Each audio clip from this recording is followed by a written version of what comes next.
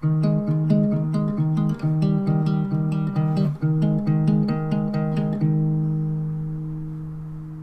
morning, the nominations for the Oscars of 2020 were released, and today I'm going to be going through my thoughts on all the nominations, what I think will win, what has a possibility of winning. So I'm going to go through all of that, and it's also just going to be a little bit different style from what I usually do. Usually I try to trim all my things down to give you my review of something and my thoughts. I do a lot of takes to make sure I say things as clearly as I think I can, which usually isn't that well. But today I'm going to be going and doing something totally different, giving you my thoughts, a little bit less unedited, but I'll try to go through it as quickly as possible. So with all of that said, let's get started.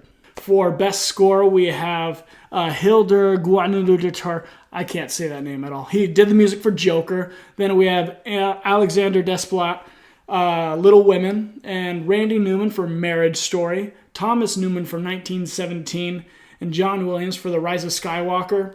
You know, I have listened to the Joker soundtrack by itself away from the movie, Marriage Story by itself away from the movie, 1917 away from the movie, and Little Women away from the movie, and I enjoy all of them. I personally like Marriage Story and I like Little Women's soundtrack a lot. They're just very pleasing, easy to listen to, but that's not really what this is about. It's kind of about how the music can marry to the movie and how they work with each other, and this is a category also for the music by itself. So with that, I would say Joker's music definitely plays into the tone, just like hand in hand. There's just like some very haunting, ominous tones, and just the music goes really well with just kind of this shadow that the movie is casting over the audience and its main character, played by Joaquin Phoenix. But that one's pretty high up, so I think that one has a pretty good shot of winning.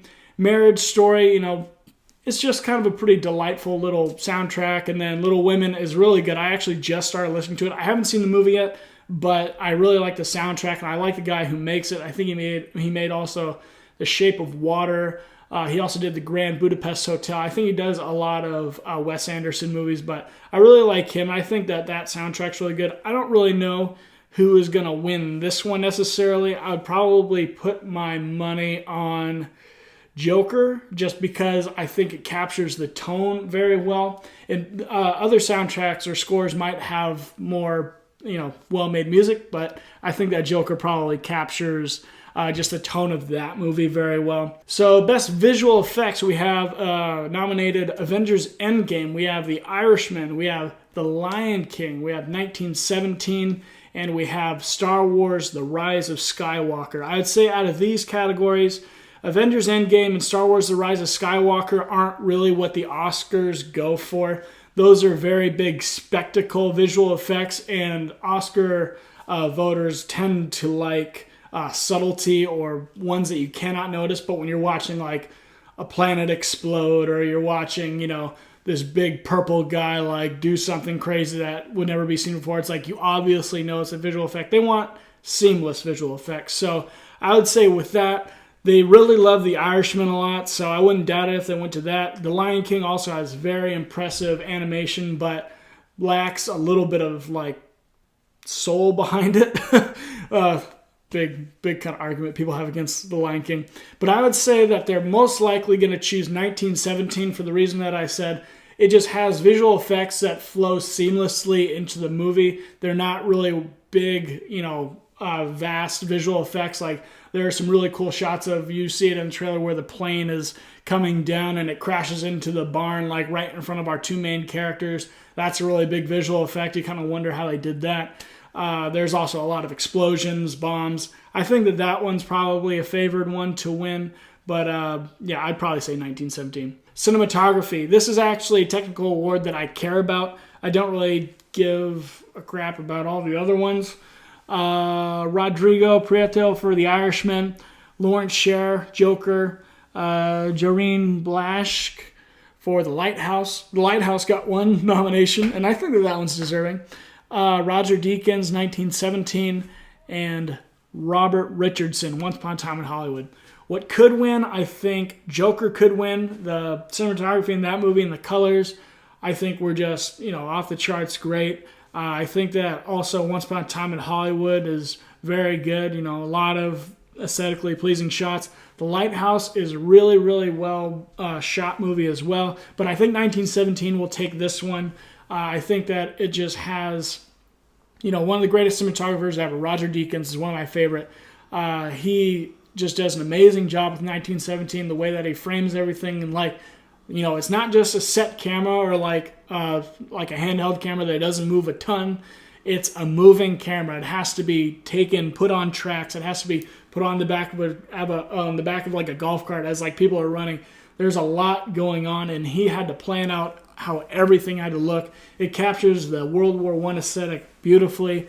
So I think that Roger Deakins will probably take that one. So now we got screenplay. We have our original screenplay nominees. We have Ryan Johnson for Knives Out. We have Noah Baumbach for Marriage Story. We have Sam Mendes and Christy Wilson-Cain. Sam Mendes for 1917. We have Quentin Tarantino, Once Upon a Time in Hollywood, and Bong Joon-ho for Parasite. I think that any of these can win. Knives Out didn't get a Best Picture nomination. I kind of thought that might happen because it had some buzz going on around it, and a lot of people seem to like it. Marriage Story, it's just a movie that is made for the Hollywood crowd. They've all had like 4 divorces by the time they were 30, so it's just fit for them, and it kind of justifies their own selfish desires for divorce. Sorry, I don't really love Marriage Story, but I think that they love that movie a lot, and it's, I don't think that it quite has like the highest shot for Best Picture, and screenplay is a lot of times seen as like the poor man's Best Picture. It's like, we want to recognize you for what you've done, but we know you're not going to win Best Picture, so here you go.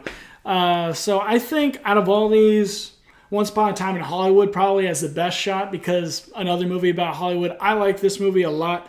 I think that they do too, and they love Quentin Tarantino. He's just got such a unique way of writing scripts, which is what a screenplay is. It's a script, and he just does it like nobody else. So I think that he probably has the best shot of winning this one. And now for adapted screenplay, we have The Irishman, Jojo Rabbit. Oh, sorry. The Irishman was adapted by Steven Zaillian. Sure. And then we have Taika Waititi for Jojo Rabbit, Todd Phillips and Scott Silver for Joker, Greta Gerwig for Little Women, Anthony McCartan, The Two Popes. Haven't seen Two Popes yet. I'm going to very soon, and I'll review that one. But the ones that I have seen, Joker, Jojo Rabbit, and The Irishman. I don't think Jojo Rabbit necessarily has a shot. I'd say it's either Joker or The Irishman. The Irishman, they love it. I think that they'll give their shot to this one because I also don't think The Irishman is going to win Best Picture. It has a very good shot. I'm not trying to discount it at all. I like the movie a lot. But I think that this will be kind of like another consolation prize for that one. I think that Joker has a very good shot at this one too. It probably could win. And I haven't seen Little Women, but I assume kind of like the same thing. I think that they could give it to Greta Gerwig on that one. But moving on, we're going to be going into our acting categories. So here we have, let's start with Best Supporting Actress.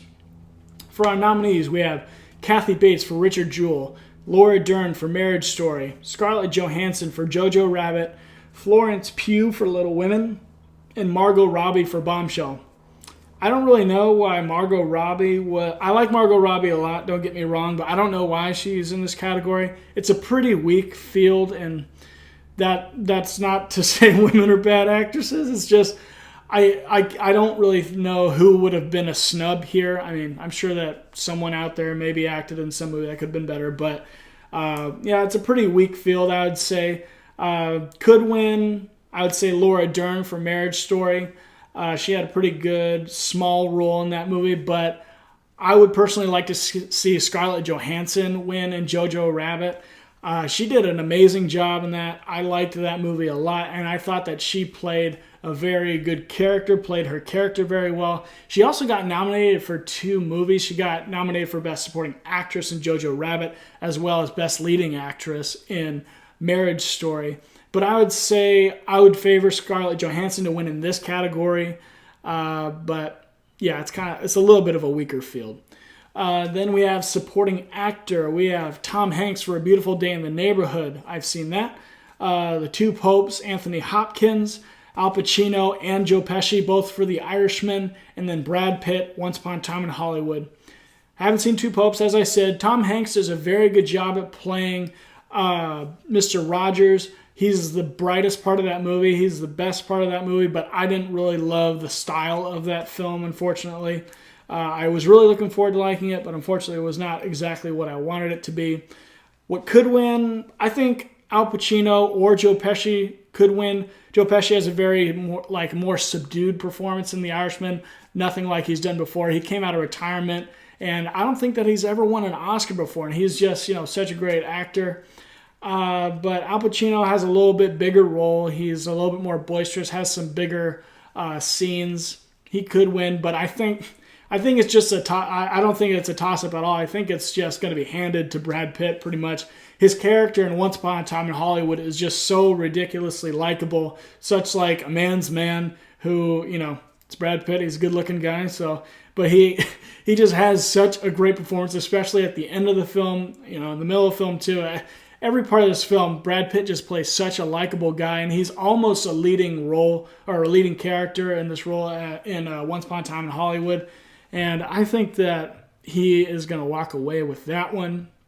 So we did women first on supporting actors. So let's start with guys, and we'll finish with the actresses. So best actor in this film, or best actor in these nominations for best actor.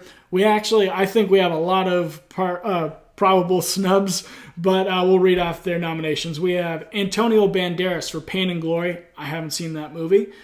Leonardo DiCaprio, Once Upon a Time in Hollywood. Adam Driver for Marriage Story. Joaquin Phoenix for Joker. Jonathan Pryce for Two Popes. Haven't seen it. And I think who could win this?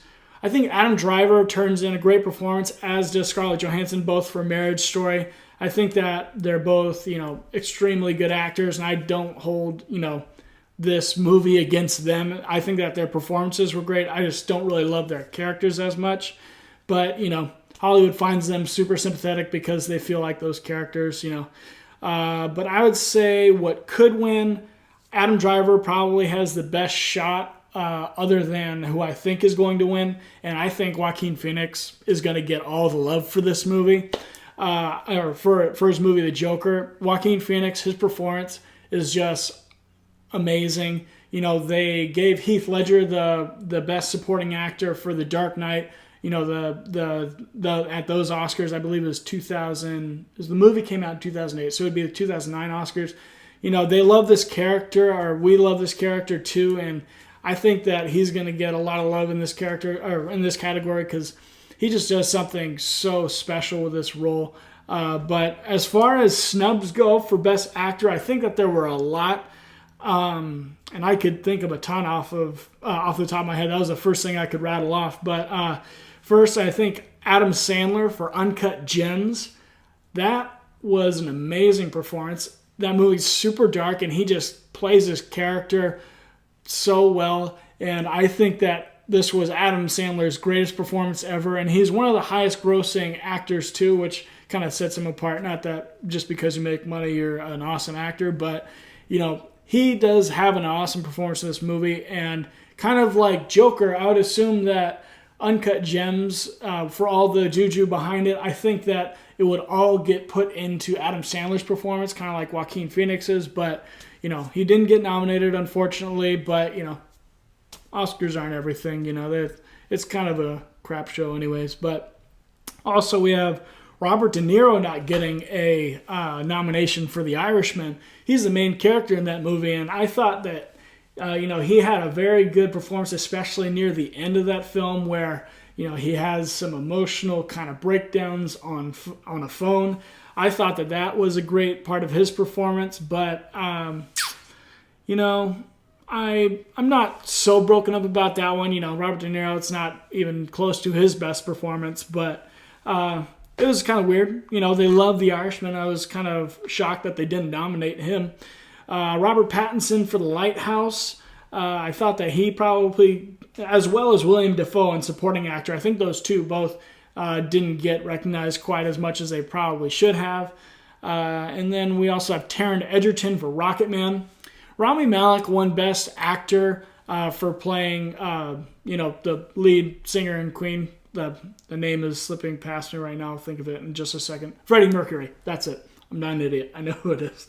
But I thought that performance was good. Like, he does an impersonation extremely well, but I didn't think that movie lent itself for any good character moments for him. There were no real, true emotional moments. I felt like every time he wasn't singing, he was playing the same guy like over and over again. Like, every line that he delivered was the same. But I, in contrast, really enjoyed Taron Egerton's performance. For one, he sang all of his own music, so he sang all these Elton John songs. I don't think he played like all the piano. Like, he might know some. I'm not saying he doesn't, but I kind of doubt that he played all the piano in the film. But he also had to learn all the musical numbers. There's a lot of choreography in this film. I thought that was probably a lock for him, or I should have been locked. I really enjoyed Rocketman, but he didn't get a nomination, unfortunately. And then we have Eddie Murphy for Dolomite Is My Name. It was his return to form as well. I wasn't a huge fan of Dolomite Is My Name. It kind of just felt like another rendition of The Disaster Artist, which came out a couple of years ago. Just a guy doing some sort of goofy thing, and the message is, do whatever you want to, or follow your dreams, basically. What am I saying? I'm sitting in front of the camera talking about movies. But, I thought that his performance was pretty good. I really like Eddie Murphy as a dude. His stand-up comedy is amazing. He's one of the best, funniest guys ever. But, he didn't get a nomination. All right, so another snub. This one's a little bit controversial, but I will say Keanu Reeves.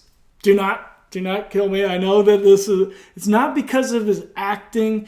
It's just there's people like Keanu Reeves or Tom Cruise. They offer something that no one else does to acting. They might not be the tippy-top best at delivering their lines or giving emotional performances, but the kind of effort that these guys put into their craft, especially all the stunt work, learning fight choreography for Keanu Reeves, as well as Tom Cruise, but especially Keanu Reeves for these long takes and the gun choreography. I think that he just has a much deeper kind of resume in those areas as far as his acting goes. I don't think that I know I'm saying this is a snub. I don't think he should have been nominated for John Wick 3. Don't take me that way. I'm just trying to point out that there's a category here that doesn't really get recognized that well. And I know it would probably just be called the Tom Cruise Award or the Keanu Reeves Award because they're the best at what they do. But I just think that they should be recognized a little bit more, for the awesome things that they do. We all appreciate their work, and they're not going to be unrecognized. I just think that they could get a little bit more. All right, so now we have leading actress. We have Cynthia Erivo for Harriet. Haven't seen it. Scarlett Johansson for Marriage Story. Have seen it. Saoirse Ronan for Little Women. Haven't. Charlize Theron have for Bombshell. Saoirse Ronan, Little Women. Haven't. Sorry. Charlize Theron, Bombshell. Have. Renee Zellweger for Judy. I haven't seen it. Judy is getting a lot of love right now because she's also another actress actress-singer. I'm not sure exactly what she did. I don't know much about Judy Garland, but this kind of category, whenever people do some biopics, much like Bohemian Rhapsody, it doesn't always even matter about how good the movie is. People are saying the movie Judy is very forgettable, but they just love it when people play people in show business because they think that they're the most amazing thing ever. So I think Renee Zellweger is definitely going to walk away with this one. As far as quality of performance goes, Charlize Theron, she just does a Megyn Kelly impression, but it's really noticeable when she acts. Saoirse Ronan, Little Women, I can't comment. I haven't seen it. And same with Harriet. I haven't seen it. But Scarlett Johansson, I think her performance was pretty great in the movie. Didn't love the movie, like I said, and I don't really like her or Adam Driver's characters in the film because they just don't really have any redeemable qualities for me. they might be like happy at times, and supposedly that's supposed to make you like them, but they're just like putting their happiness in front of their kid. So I think that Scarlett Johansson probably should win, but what will win is probably Renee Zellweger for Judy. Also, haven't seen the movie, but I've just heard that it wasn't that great. So sorry. But snubs. This was a big one for snubs. Was Awkwafina for The Farewell, Lupita Nyong'o for Us, and then some people are saying J-Lo, Jennifer Lopez for Hustlers. I haven't seen that film. I really do like Awkwafina's performance in The Farewell. I do love that movie a lot. I enjoyed it. I think that she probably definitely could have cut out, Charlize Theron for that one. Also, I haven't seen Harriet. But Lupita Nyong'o for Us, that was one that really shocked me. She plays two characters in that film, and they're both very distinct. And I thought that was a really cool aspect of this movie. And just like for that acting, aspect alone, I thought that kind of sets that movie apart. But she didn't get nominated. And just the movie Us in general was not quite as much of a hit as Get Out was. Both movies made by Jordan Peele. They both came out in the early spring or late winter. I think they both had March releases. Get Out and Us. I like Us more than Get Out just because I feel like it was a little bit more open. Get Out, I kind of knew exactly what they were trying to tell me, and it had a lot of political messages in it, and I felt like it's a little bit too on the nose and not quite as as I would like it to be. But I thought it was a good movie in general. Us, I just felt like the performances, especially by Lupita Nyong'o, like that's one where I kind of agree with everyone who is saying that it is a snub. Now, a lot of people are saying like, oh, the Oscars are racist for not nominating her. We have Cynthia Erivo here. She's an African American woman for Harriet. I'm not saying she should replace her or that, anything like that. I'm just saying it just doesn't really register because they had a controversy before that they had #OscarsSoWhite, and I'll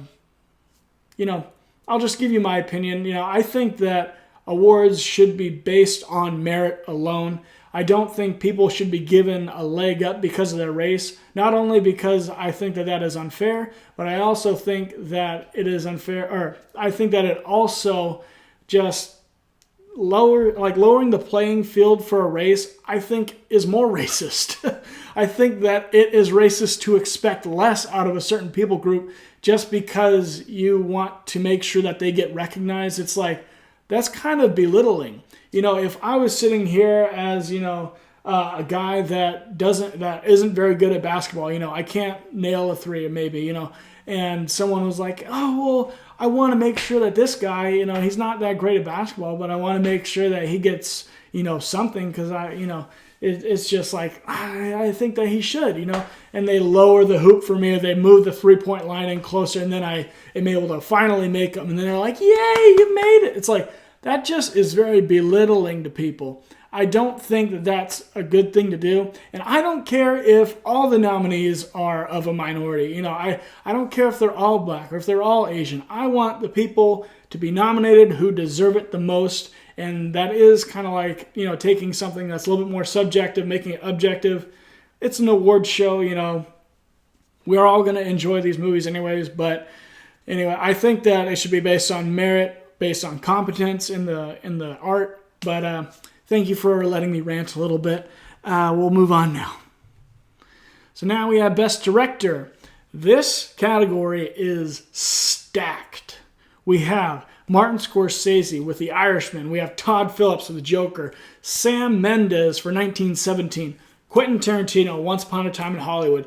And Bong Joon-ho for Parasite. That was a little bit of a surprise. Just because it's a foreign film, I do really enjoy Parasite. I think it's a great film. But as far as snubs go, James Mangold for Ford versus Ferrari. I thought I did really enjoy that movie, but I don't think I'd necessarily kick anyone off. People are saying, again, Greta Gerwig was, shunned from the Oscars or something because she's a woman for not being nominated for Little Women. They didn't have any women directors nominated. Just reference the little rant I just had, and I don't need to say anything more. Jordan Peele for Us, they were really digging Jordan Peele when Get Out was there, but Us just doesn't have the same staying power.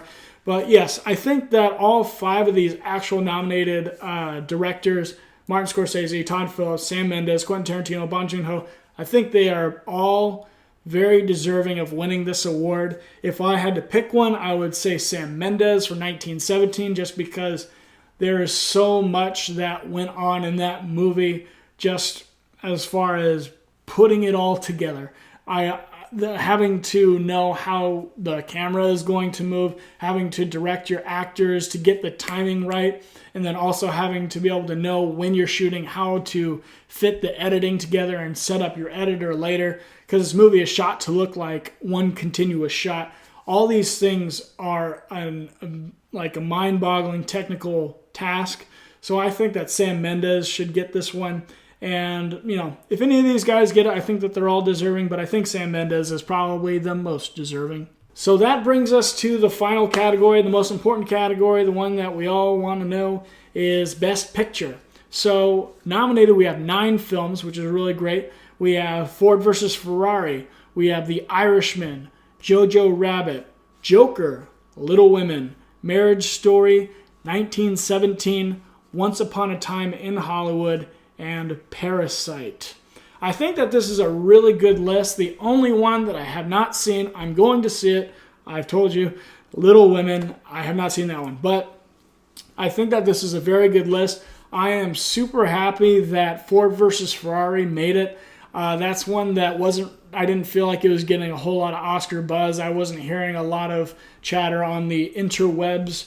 But it is on, it's one of my favorite movies of the year, so I'm really glad it made the list. Unfortunately, I don't think that one's going to make it to be a front runner for winning Best Picture, but I'm glad it got recognized.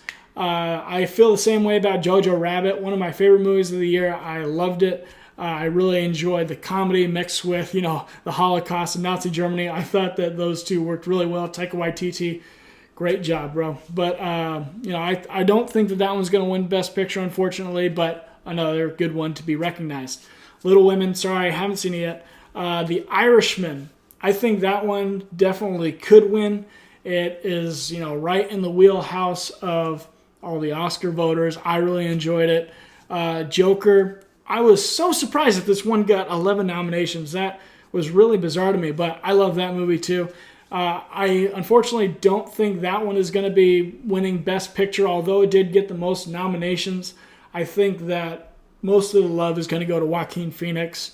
And then that leaves us with Marriage Story. It's in their wheelhouse. It's their freaking life that they love. I think that one could win. Once Upon a Time in Hollywood could win. I think that Parasite also could win. Probably on the lower end, on the back end of the could wins, just because it's a foreign film. Not a ton of people have seen it, but they've also given Best Picture to Moonlight, which absolutely no one that I know has seen. They have seen. Some people have seen it, but very few. So I would say that this is most likely between 1917 and Once Upon a Time in Hollywood. These are probably my 2 favorite movies of the year. But I would say 1917, I think that one will probably win. It is an amazing film. It captures so much, not only the horrific just things that happened during war, but also, the elements between characters of sacrifice for, watching out for each other, for brotherhood. And, it also just has some amazing technical aspects, as I've talked about. This movie is just everything, and it's not even a long war movie. Most war movies are at least 2.5 hours long or even longer. But this movie, it comes in under 2 hours, and I just think that Sam Mendes did an amazing job with 1917. It is a movie, as I said in my review, I just feel like it transcends. I don't think movies do that in general or necessarily have to do that in general. It's something we come to entertain ourselves and to enjoy. But I think 1917 does that, and that's why I think that 1917 will win Best Picture. I think that Once Upon a Time in Hollywood, Joker, Marriage Story, unfortunately, and The Irishman definitely could win, but I think 1917 will walk away with it. And just to wrap things up, I think there are a couple little snubs, maybe The Farewell, Rocketman, Uncut Gems. I think those are probably the three that didn't quite make it. I'm not saying that they needed to be on there. I'm very happy with the list that we got. Still haven't seen Little Women, so I can't comment on that. But everything else, I loved those movies. So this is actually a very interesting year because usually I have movies that I do really like that were nominated for Best Picture, and they're oftentimes my favorite of the year. But, most of the time the movie that I want to win never wins. Last year, Green Book won. I actually did want that one to win, but years before, I wanted Three Billboards Outside Ebbing, Missouri to win, but Shape of Water won. Then I wanted La La Land to win. I really liked that movie. And then Moonlight just cut the legs out from under that movie. It's just, I always have my movie cut out, but this time I'm happy with all of them. Any of them could win. We're all winners. Yay! But I'm really happy that Bombshell didn't get nominated for Best Picture. I thought that one was definitely going to be one of those that they throw in there, because they're very political. So I'm glad that movie didn't go in. Just not because I dislike the actresses or the people involved in that movie. I don't know them. I'm sure that they're not bad people or anything. I just don't enjoy that movie. I think it's sloppy. I think that the editing is just crap. And they had movies in the past like The Post.